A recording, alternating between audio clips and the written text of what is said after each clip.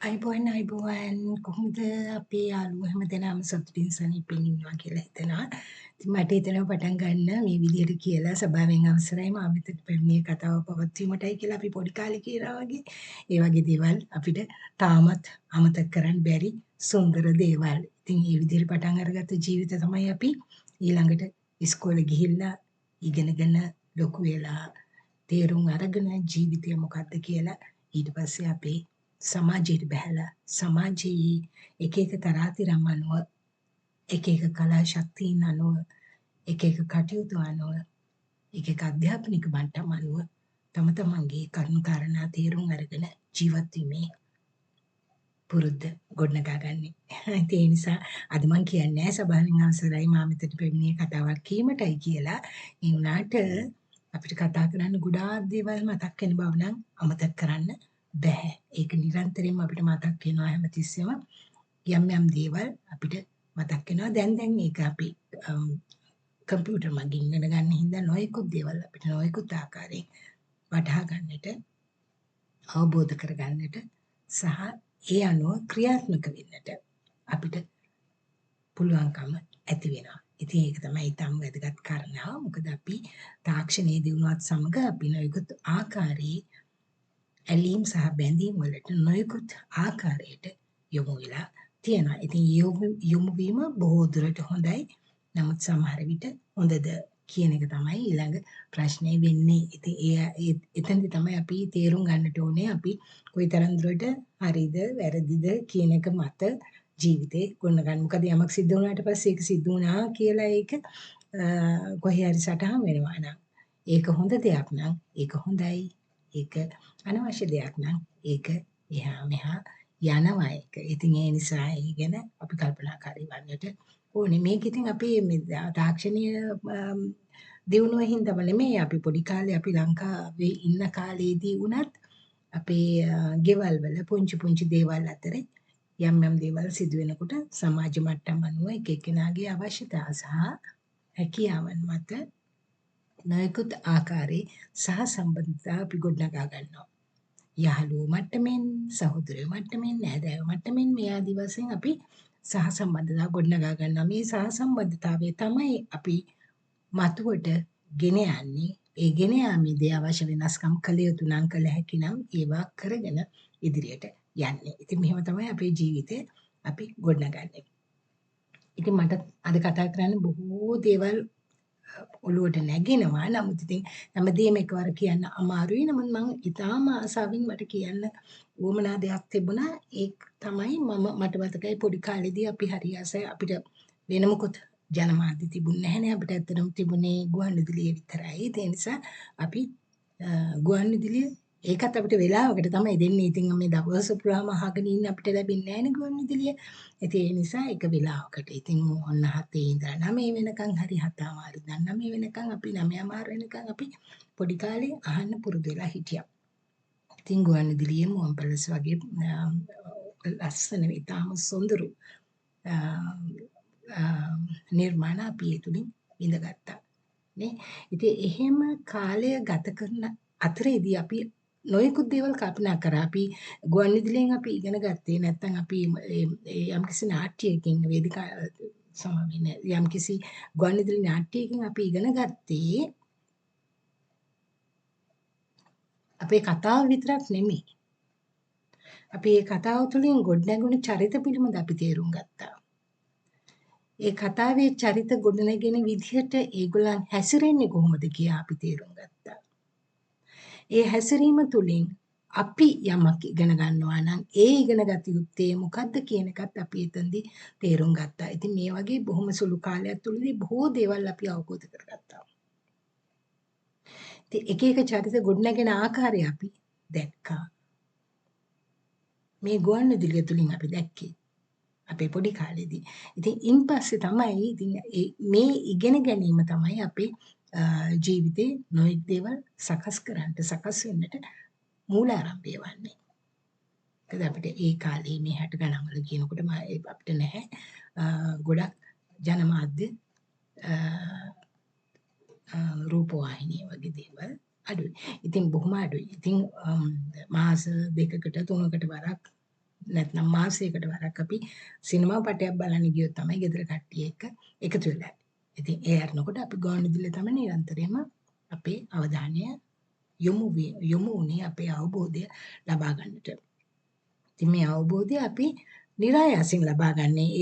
අනේක තමයි මෙතෙන් තේරුම් ගන්නට ඕනේ. අපි තේරුම් ගන්නට ඕනේ ආයාසයෙන් නෙවෙයි નિરાයාසයෙන් කොහොමද අපිට මේ ශක්තිය නැත්තම් ජවය නැත්තම් මේ දැනීම අපි ලබා ගන්නෙ. මේ හැම දෙයක්ම කියාගෙන යන්න ඕන ගතියක් අපිට අවශ්‍ය වෙන්නේ නැහැ. ඒ කාලේ එහෙම එකක් තිබුණේ නැහැ මං හිතනවා. කවදාවත් එහෙම එකක් තියෙන්නට හේතුවක් නැහැ.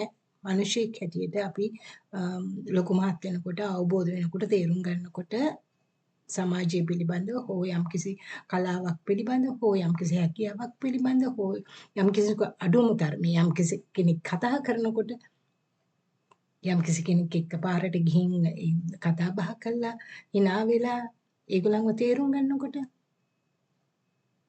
අපි තේරුම් ගන්නවා ඒ අතරේ මේ ලෝකය කොහොමද හැදෙන්නේ කියලා. අර හැම දෙයකින්ම අපි කරන්නේ කුරුල්ලෙක් කෑ ගහනකොට ඒත් අපි තේරුම් ගන්නවා. මට මතකයි ඉස්සර අපි සැලුන් සංදේශයෙන් පාඩම් කරන්නේ. ඉතින් ටිකක් 10 11 පන්ති වලට එනකොට පාර වත්තෙන් පල්ලහැට ගිහිල්ලා ගහක් යටකට වෙලා නැත්තම් පඳුරක් යටකට වෙලා නැත්තම් වතුර කඩਿੱත්තක් ළඟකට වෙලා ඉතින් අපි කවි ගායනා කරනවා. කවි ගායනා කරනකොට අපි දකින්නේ මොනවද? අපි දකින්නේ අර කුරුල්ලන්ගේ සද්ද. ආකාශේ පාට. මේවා දකිමින් බලමින් තමයි අපි ජීවිතය හදාරන්නේ. මේ අපි ජීවිතය හදාරන්නේ. මේක සිද්ධ වෙන්නට ඕනේ නිරන්තරයෙන්ම කෙනෙකුට. පොඩි කාලේදී අපි ආරම්භ කරන ඒ හැකියාව, ඒ පුළුවන්කම යම් කිසි කෙනෙකුගෙන් අපි ලබා ගන්නා ගුවන්විදුලියෙන් අපි ලබා ගන්නා දැනීම අසා අපි සමන් යොමු කර ගැනීමෙන් අපි ලබා ගන්නා දැනීම පමණයි ඒ කාලේ අපිට තිබුණේ නැහැ වෙනත් ජනමාධ්‍ය. ඉතින් ඒ නිසා ඒ දැනීම තුළින් අපි බොහෝ දේවල් අවබෝධ කරගන්නට උත්සාහ කළා. ඉතින් අදටත් විය යුත්තේ අන්න එය බව මතක තියාගන්න. බොහෝ ජනමාධ්‍ය රැස් කරගෙන ජනමාධ්‍ය වලට මැදිහත් වීගෙන ඒවෙන් හිත අපහසුතාව ඇති කරගෙන ඒ කියන්නේ ප්‍රමාණය වැඩි. ඒ නිසා අපහසුතාව ඇති කර ගැනීම නෙමෙයි අවශ්‍ය දෙයට සිත යොමු වී අවශ්‍ය දෙයට සිත යොමු කර අවශ්‍ය දේ අපිට අවශ්‍ය දේ ලබා ගන්නේ කොහොමද? අපේ අවශ්‍යතාවය අපි සමාජයට ඉදිරිපත් කරන්නේ කොහොමද කියන එක තමයි අපි තේරුම් ගන්නට ඕනේ. ඉතින් පොඩි කාලේ නම් මම දැන් වෙනකොට මට හිතෙනවා පොඩි කාලේ නම් අපි ඒවා තේරුම් අරගෙන තමයි ගුවන්විදුලි මාධ්‍ය තුලින් අපි බොහෝ දේවල් හැදෑරුවේ. බොහෝ දේවල් ඉගෙන ගත්තේ. අපිට ඒකට බොහෝ පිරිවරක් ඕනේ නැහැ. තනියෙන් ඉගෙන ගත්තා. අපි ස්වේච්ඡාවෙන් ඉගෙන ගන්නවා. ජීවිතේ සමහර වෙලාවට එහෙම සිද්ධ වෙනවා. ස්වේච්ඡාවෙන් අපි බොහෝ දේවල් ඉගෙන ගන්නවා. අපේ දැනීමෙන් අපි අවබෝධ කරගනිමින් වටහා ගනිමින් අපි ජීවිතේ බොහෝ දේවල් හදාරනවා. ඒ තමයි අපිට ඊටාම අවශ්‍ය වන්නේ. ඉතින් ඒ නිසා අපි හැමදේම අපි සමාජය ගැන කතා කරනකොට සමාජයේ කොහොමද කෙනෙකු තව කෙනෙකු සමග එකට ගැටෙන්නේ? කෙනෙකු තව කෙනෙකු සමග එකට කතා කරන්නේ, අදහස් ප්‍රකාශ කරගන්නේ, අදහස් විමසන්නේ කෙසේද කියන ප්‍රශ්නාර්ථය අපේ හිත තුළ ඇති වෙන්නට ඕනේ. එයින් අපිම තේරුම් ගන්නවා. අපි ස්වේච්ඡාවෙන් අපි ඉගෙන ගන්නවා කියන්නේ ඒක අපිම තේරුම් ගන්නවා. මේක නිසා අපිම කතා කරනවා මේ ප්‍රශ්න. අපි සමාජයට යන්නට ඉස්සෙල්ලා අපි කතා කරනවා මේ ප්‍රශ්න.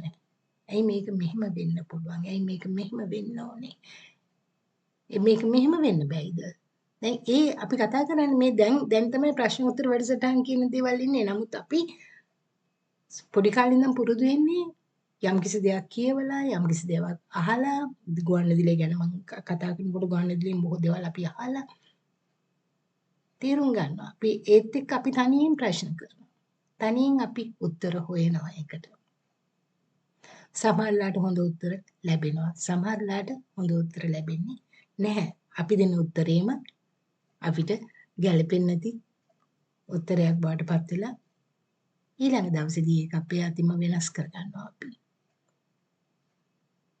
ඉතින් හොඳ වෙලාවට අපි ඒක සමාජයට ගෙනියන්නට ඉස්සෙල්ලා අපි ඒක වෙනස් කරගන්න එක ලොකු දෙයක්. මොකද අපි සමාජයේ තේරුම් ගැනීම තමයි මේකෙන් සිද්ධ වෙන්නේ. ඉතින් ඒ ස්වේච්ඡාවෙන් කෙනෙකු ඕනෑම කෙනෙකු පුරුදු වෙන්නට ඕනේ ස්වේච්ඡාවෙන් අනික් අයගේ දේවල් තේරුම් ගනිමින් තමන්ගේ දේවල් තේරුම් ගනිමින් කොහොමද සමාජයේ ජීවත් වෙන්නේ ලෝකේ ජීවත් වෙන්නේ කියන එක තමයි අපි මෙහිදී ඉගෙන ගන්නට ඕනේ දේ. ඉතින් අපි පොඩි කාලේදී ගුවන් විදුලියෙන් හදාරලා අපි ඒක තමයි අහලා බලලා ගුවන් විදුලියෙන් අහලා බලලා අපි ඒක තමයි මුලින්ම ඉගෙන ගත්තේ. ඉතින් ඒක තමයි අපිට ලැබිච්ච ලොකුම ජනවරම ඇත්තටම කියනවා නම් ඒ පොඩි කාලේදී අපිට ලැබිච්ච ලොකුම ජනවරම ඒක තමයි. ඒ වරමින් අපි බොහෝ දේවල් හදාරපු බව අනිවාර්යෙන් මතක් කර දෙන්නට ඕනේ. ඉතින් මේ මතක් කිරීමත් එක්ක ඊළඟට මට මතක් වෙනවා ඇත්තටම. මම බොහෝ වෙලාවට කියනවා බොහෝ තැන්වලදී කියනවා දරුවොත් එක්ක හැසිරෙනකොට මම දකිනවා බොහෝ අයට කතා කරනවා නැන්දා මාමා අයියා අක්කා එහෙම කියලා කතා කරනවා. ඉතින් ඒක බොහොම සතුටට කරුණක්. අපි පන්සලකට ගියාම නැත්නම් අපි පාරේ වෙනත් කෙනෙක් හා කතා කරන්න ගියාම දන්න කියන කෙනෙක් නම් ඊටම ආසාවෙන් අපි නැන්දා මාමා කියලා කතා කරනවා. ඔන්න ඔතන තමයි මේ ප්‍රශ්නේ තියෙන්නේ. නොදන්න කෙනෙක් දුටු විට අපි නැන්දා මාමා කියලා හැම වෙලෙම කතා කරන ගතියක් ඇති වෙනවාද? ඇති වෙන්න ඕනේද? හැමෝටම අයියා මල්ලි කියාගෙන යන ගතියක් ඇති වෙන්නට ඕනේද? අපි යනවා හිතන්නකෝ අපි යනවා ආරෝග්‍ය ශාලාවකට අපි යනවා බෙහෙත් ටිකක් ගන්න හිතාගෙන. එතෙන්දි කියනවා දොස්තර අංකල් දොස්තර මාමා මේවා සිද්ධ විය යුතුද? මම පොඩි කාලේ ඉඳන් කල්පනා කරේ අතර මේවා මේ විදිහට සිද්ධ විය යුතු නැහැ. ඒ තනතුර දරන පුද්ගලයා ඒ තනතුර එක්ක කතා කරනවා නම් අරීට වඩා සම්භාවිතාවයක් මේ අපි තුලත් ඇති වෙනවා. අපි තුල ඇති වෙන්නේ මේ. අපි තුල ඇතිවීම තමයි අපි සමාජයට ගෙනියන්නේ. ඉතින් අපි කවදා හරි කොහේ හරි ගිහිල්ලා හැමතැනම ඉන්න ඒ තනතුරු දරන අයට නැන්දා මාමා අක්කා අයියා කියලා කතා කරන්න පටන් ගත්තාම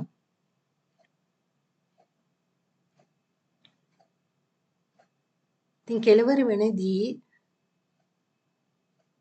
අපි හිතන්න ඕනේද මේ හැමෝම අපේ සමාජ පිරිවරින්ද මේ අපේ මනුෂ්‍ය සංහතියින්ද අපි හැමෝටම නැන්දා මාමා කියාගෙන යන්න ඕනේ කියලා. ඊට වඩා පුළුල් අවබෝධයකින් අපිට මිනිසුත් එක්ක ජීවත් වෙන්නට පුළුවන් හැකියාවක් තියෙනවා නම් ඊටම වටිනවා නේද? එහෙම නැත්නම් අපි යන හැම එක්කෙනාටම නැන්දා මාමා අයියා අක්කා කියලානේ ගිහිල්ලා අන්තිමට අපිම දන්නේ නැහැ මොනවද සිද්ධ වෙන්නේ කියලා. අර සීමාව මම අර එක දවසකුත් කතා කළා වගේ ඇති වෙන සීමාව තුළ අපි ජීවත් වෙන්නට අපි ඉගෙන ගත්තාද කියන එක තමයි මෙහිදී අපි තේරුම් ගන්නට ඕනේ. දැන් ඒක ඊටාම ප්‍රබල වශයෙන් බලපවත්වනවා අපේ සමාජ මාධ්‍ය තුළ. සමාජ මාධ්‍ය තුළ හැම කෙනාටම ඉතින් කලා ලෝකේ දැන් දැන් කලාකරුවන් හැටියට කලාකාරිනියන් හැටියට එහෙම නැත්නම් විද්‍යාඥයින් හැටියට ඒ හැම දෙනාටම ඒ අය අංකල් නැත්නම් ඇන්ටි නැත්නම් නැන්දා නැත්නම් මාමා කියලා කතා කරගත්තාම එතකොට ඒ සමාජ මාධ්‍යයේ බලා හිටින අනික් අය කොහොමද කතා කරන්න ඕනේ? ඒගොල්ලොත් ඒ විදිහටම කතා කරන්න ඕනේ නේ එහෙමනම්. ඒ සිදුවීම සාර්ථක නැහැ මං හිතනවා. එහෙම නෙවෙයි විය යුත්තේ. ඒකට අදාළ තනතුර ලැබෙන්නට ඕනේ. ඒ තනතුරත් එක්ක ඇයව ඔහුව ආමන්ත්‍රණය කරන්න කෙනෙකුට පුළුවන් වෙනට. පෞද්ගලිකව අපි ගෙවල් වල සමහරලාට එක එක්කෙනාගේ නැන්දා මාමා කියලා නෑදෑකම්, යාළුකම්, මිත්‍රාදිකම් ඔක්කොම කියා ගන්නට පුළුවන්. ඒ පෞද්ගලිකව. තමන්ගේ ගෙදරදී. තමන්ගේ අහල පහලදී. නමුත් අපි සමාජයකට ගෙනියනකොට ඒ තත්ත්වය වෙනස් වෙන්නට ඕනේ. ඇත්තටම වෙනස් වෙන්නට ඕනේ. ඊට වඩා ප්‍රබල කාරණා ඉදිරිපත් වෙන ආකාරයක් අපි තුල ඇති වෙන්නට ඕනේ. එහෙම ඇති වුණොත් තමයි මේ සමාජ ස්තරය සාර්ථක ගමනක අපි යනවා කියලා දැනගන්නට පුළුවන් වෙන්නේ. එහෙම නොවුනොත් අපිට ඒක ඊට වඩා අස්ථාරභාවයටපත් වෙනවා, අස්ථිරභාවයටපත් වෙනවා.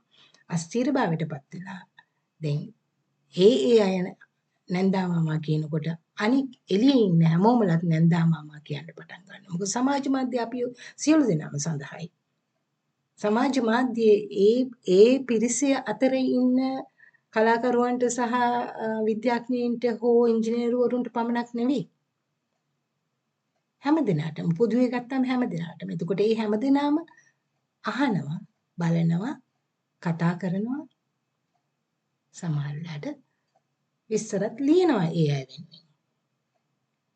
ඉතින් හොඳම පමණක් නෙවෙයිනේ ලියවෙන්නේ. ඒකනේ ඊළඟ තියෙන එතන ප්‍රශ්නේ. හොඳම පමණක් නෙවෙයි ලියවෙන්නේ. හොඳ නරක දෙපැත්තම ලියවෙනවා. ඉතින් මේ தത്വයට පත් කරගන්නට හොඳ නෑ සමාජ මාධ්‍ය තුල ඇත්තටම.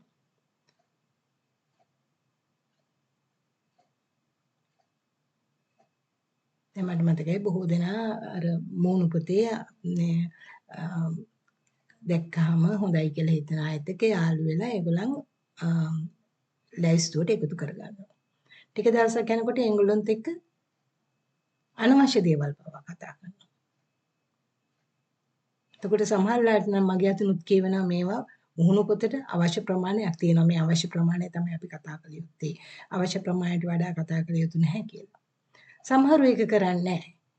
දිගින් දිගට ඒ ක්‍රමය ඒ ආකාරයෙන්ම පවත්වාගෙන යනවා. ඒක සාර්ථක නැහැ කියන එක තමයි අපි තේරුම් ගන්නට ඕනේ. ඒ මාධ්‍යයට ප්‍රමාණයක් තියාගන්නට ඕනේ. ඒ මාධ්‍යයට අවශ්‍ය ප්‍රමාණයට එකිනෙකා හැසිරෙන්නට ඕනේ. සමාජය කියන්නේ ඒකයි. සමාජය කියනකොට ඒ සමාජයේ අවශ්‍යතාවය සහ සමාජයේ ප්‍රමාණය අපි තේරුම් ගන්නට ඕනේ. මම අයිත් කියන වගේ සීමාව තේරුම් ගන්නට ඕනේ. සීමාවෙන් තොර ජීවිතයක් කෙනෙකුට ගොඩනගා ගන්නට ඉඩක් ලැබෙනවා නම් ඒ ලබා ගන්නා ඉඩ ප්‍රමාණය සීමාව ඉක්මවා යන බව තමන්ම දන්නේ නැති වෙනකොට සමාජය කියන එක මොකද්ද කියන අදහස තමයි අපිට ඇති කරන්න සිද්ධ වෙන එකම ප්‍රශ්නාර්ථය වෙන්නේ. සමාජය මොකද්ද? ඉතින් ඒ නිසා තමයි අපි නිරන්තරයෙන්ම සමාජය මොකද්ද කියන එක අපි සමාජ මාධ්‍ය තුලින් තේරුම් ගන්නට ඕනේ. අපේ භාෂාව වල්බිහි වී යන විදිහට අපි කතා කරනවා නම් අනික් අයට දැනෙන්නට.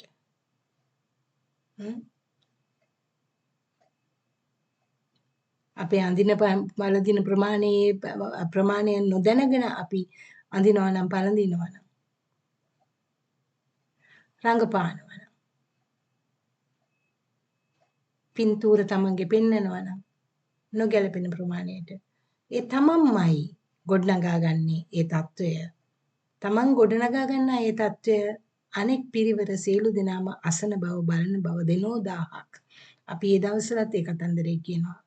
එක ඇස් දෙකකින් ඔයා බැලුවට දෙනෝ දහක් පිරිවර ඔයා දිහා බලන් ඉන්න බව අමතක කරන්න එපායි කියලා අපි නිරන්තරයෙන්ම ඔය තරුණ කාලයේදී කතා වෙනවා අහලා තියෙනවා. ඉතින් එය අදටත් පොදුයි ඒ ආකල්පය එක වෙනස් වෙන්න බෑ අපිට.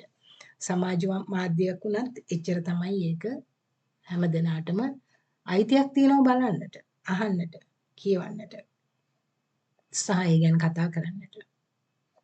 සමාජය කියන්නේ ඒකයි. ඒ නිසා තමන්ගේ ප්‍රමාණය තරාතිරම පාලනය කරගත යුත්තේ ඒකයි. අපි හැමතිස්සෙම කියනවා self control කියලා. අපේ ප්‍රමාණය අපි අවබෝධ කරගන්නට ඕනේ. අපි අනිකාගේ ප්‍රමාණය අවබෝධ කරගන්නට ඕනේ. අපි සමාජයේ ප්‍රමාණය අවබෝධ කරගන්නට ඕනේ. අපි ලෝකයේ ප්‍රමාණය අවබෝධ කරගන්නට ඕනේ. ඒ රටවල් වල ප්‍රමාණයන් අපි අවබෝධ කරගන්නට ඕනේ. ඒ අවබෝධ කරගත්තා විතරක් නෙවෙයි අවබෝධ කරගත් ප්‍රමාණය ඉක්මවා නොයා අපේ ප්‍රමාණය අපි ජීවත් වෙන්නට අවස්ථාව සලසා ගන්නට ඕනේ.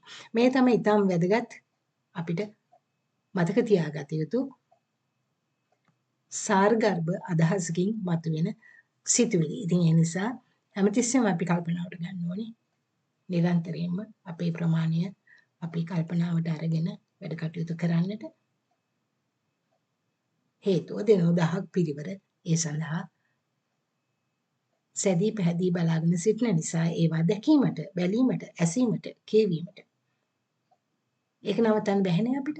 ඉතින් ඒ නිසා අපිම තමයි සමහර දේවල් පාලනය කරගන්නට සිද්ධ වෙන්නේ. අපි පාලනය කරගන්නා දේ තමයි අනික් අය කරා යන්නේ. අපි සීමාව ඉක්මවා යන විට එයද ලෝකය කරා යන බව අපි අනිවාර්යෙන් මතක තබා ගන්නට ඕනේ. අනික් කාරණා තමයි මම හරි ආසාවෙන් කියන්න කැමතියි. දැන් මම දැකලා තියෙනවා බොහෝ සම්මුඛ සාකච්ඡාවලදී අනික් පැමිණ සිටින හැම අමුත්‍යයකටම කලාකාරියක් වේවා, රංගන ශිල්පියෙක් වේවා, එහෙම නැත්නම් විද්‍යාඥයෙක් වේවා, ගුරුවරයෙක් වේවා, මේ හැම දෙනාටම නිවේදක තනතුරේ සිටින පූරක මහතා ඊටාම ගෞරවාන්විතව ඒගොල්ලන් අදහනවා. ඒගොල්ලන් අමතනවා. ඒගොල්ලන් අමතලා ඒගොල්ලන්ට අවශ්‍ය කාර්ය ඉෂ්ට කරනවා. නමුත් නිවේදකයාට හැම වෙලාවෙම කතා කරනවා නමින් පමණක්. එතන තියෙන ගුණය මොකද්ද කියලා ඇත්තටම කවුරුත් තේරුම් ගන්න නැතිව ඉන්න ගතියක් තමයි පෙනෙන්නේ. සංවිධායකට පමණක් කතා කරනවා නමින්. අනික හැම දෙනාටම ඒගොල්ලෝ ගෞරවාන්විත නාම දීලා කතා කරන අර නිවේදකට හෝ සංවිධායකට පමණක් නම කියලා විතරක් කතා කරන ගතියක් තියෙනවා. මේ தত্ত্বය ඇති වෙන්නට හොඳ නැහැ. මේක අපි කොහේ හරි අපි සම්මුඛ පරීක්ෂණයක දුටු විට අපි ඒක ගැන කල්පනාකාරී වෙන්නට ඕනේ. අපි කතා කරන්න ඕනේ ඒ හැම දිනාටම නියමාකාර තනතුර ඇතිව. තනතුර සහ එහි තියෙන නම්බුනාමය ඇතුව කතා කරන්න ඕනේ. අපි සිංහලෙන් කතා කරනකොට මහතා මහත්මිය කරන්න කියන්න අපිට ලොකු අපහසුයක් නැහැනේ කොතනකවත්. ඒ වෙනුවට අපි වෙන වෙන නරක වචන පාවිච්චි කරන්න හැකියාව තියෙනවා නම්, ශක්තිය තියෙනවා නම් අර වගේ හොඳ නාමයකින් ආමන්ත්‍රණය කරන්න අපිට බැරි කමක් නැහැ. බැරි වෙන්න හේතුවක් නැහැ. ඒ නිසා හැම දිනටම Tamanට වගේම අනික් හැම දිනටමත් ගෞරවාන්විතව සැලකිය යුතු බව අපි අනිවාර්යෙන් මතක තබා ගන්නට ඕනේ. ඉතින් එහෙම වෙන්නේ නැහැ බොහෝ වෙලාවට. දැන් එන්නම මේ தত্ত্বය අපහසු තත්ත්වයට තමයිපත් වෙන්නේ. ඒක බලන් ඉන්න කෙනෙකුට හෝ අයවලුන්ට බොහෝ වෙලාවට දුක වේදනාවක් දැනෙනවා ඇති. ඒ වේදනාවෙන් ඒගොල්ලෝ කරබාගෙන ඉන්නවත් ඇති. ඉතින් ඇයි සමාජ මාධ්‍යයක අපි කවුරු හරි කෙනෙක් කතා කරනකොට හොඳ සම්මුඛ පරීක්ෂණයක් සම්මුඛ සාකච්ඡාවක් කරනකොට ඇයි අපිට ඒක අහගෙන ඉන්න තරම් ඒ සතුටට භාජනය වෙන විදිහට අපිට ඒ එකිනෙකා හැමදෙනාම